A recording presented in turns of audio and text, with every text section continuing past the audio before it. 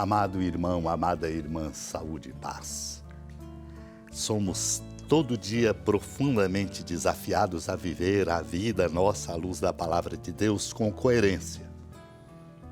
A coerência da nossa vivência à palavra de Deus não significa simplesmente nos colocar num quadrado. Pelo contrário, é nos fazer profetas no coração do mundo, capazes de um novo julgamento. Por isso, o horizonte bonito e desafiador da ecologia integral.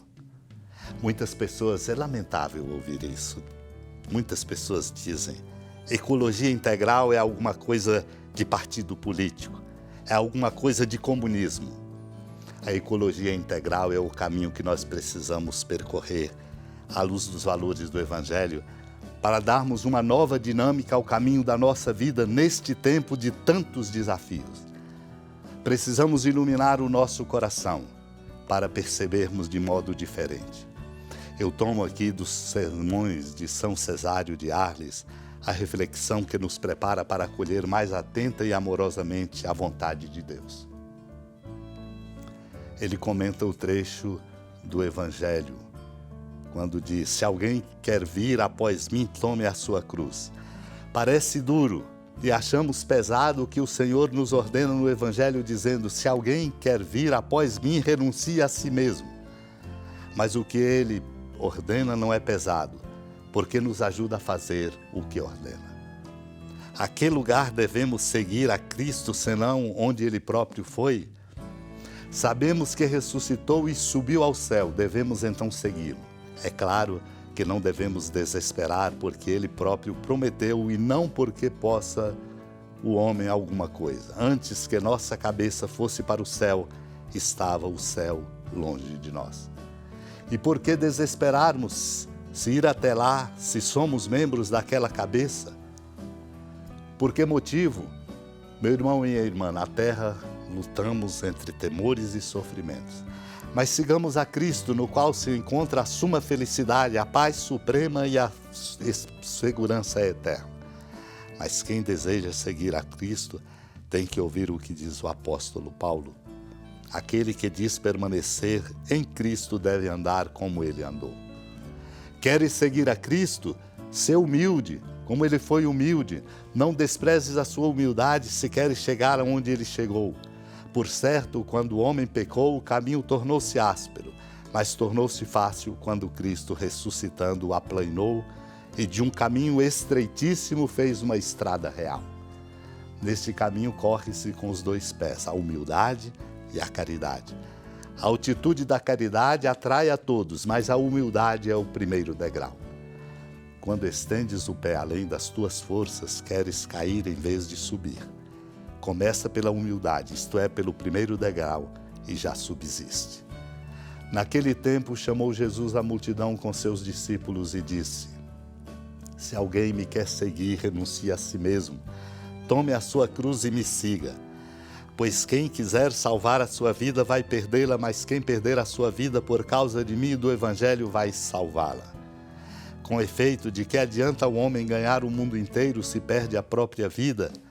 E o que poderia o homem dar em troca da própria vida? Se alguém se envergonhar de mim e das minhas palavras diante dessa geração adúltera e pecadora, também o Filho do Homem se envergonhará dele quando vier na glória do seu Pai com seus santos anjos. Disse-lhes Jesus: em verdade vos digo, alguns dos que aqui estão não morrerão sem antes terem visto o reino de Deus chegar com poder. Meu irmão, minha irmã, o Senhor nos ensina, desafiando-nos, a nós que somos seus discípulos, para que compreendamos. Não basta apenas dizer, levantar bandeiras, dizer isso, aquilo, ser desaforado. É preciso, sobretudo, assumir o que ele nos diz. Se alguém quiser me seguir, renuncie a si mesmo, tome a sua cruz e me siga. Renunciar a si significa, portanto, compreender o próprio limite e trabalhar para se fazer, de fato, exemplar no seguimento de Cristo. Seguir a Cristo significa não apenas falar algumas coisas, fazer grande movimentação, tornar-se razão da mídia, mas significa, sobretudo, viver a experiência bonita de fazer bem aquilo que lhe compete com amor, com profecia e como compromisso com o Evangelho. Pois quem quiser se salvar, a sua própria vida vai perdê-la, mas quem a perder por causa do Evangelho vai salvá-la. Isto é, quem tem coragem de viver com generosidade. E é tão fácil olhar a vida das pessoas, é tão fácil ver quem fala e fala muito, mas não faz, não intui, porque não tem a inspiração do amor de Deus. Devemos nos deixar interpelar por esta pergunta: que adianta ganhar o mundo inteiro se perdermos a própria vida? E que poderíamos dar em troca da própria vida?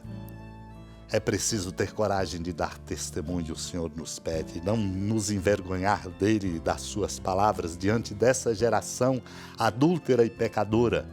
Termos coragem de estar em todos os lugares, em todos os meios, para dizermos a verdade e mostrar que dele, Cristo, não nos envergonhamos quando dizemos a verdade com força de profecia.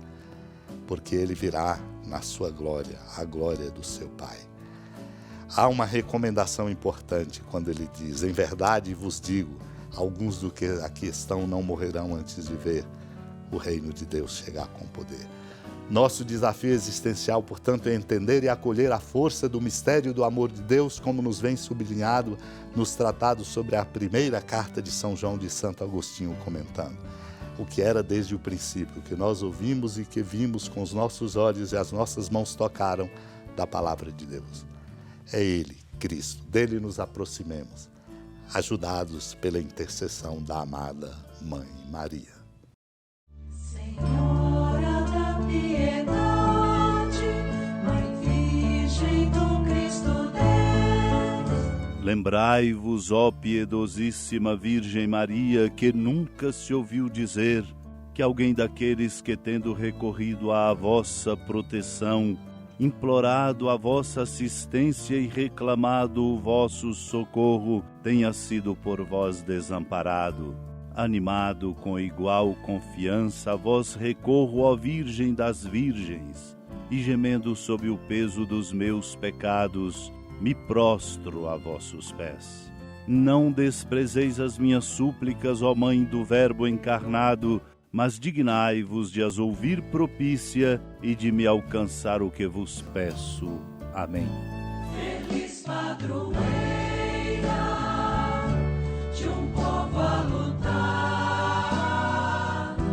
a gente mineira te quer exaltar, não só lá na serra, tu és esplendor de toda esta terra, também és fulgor.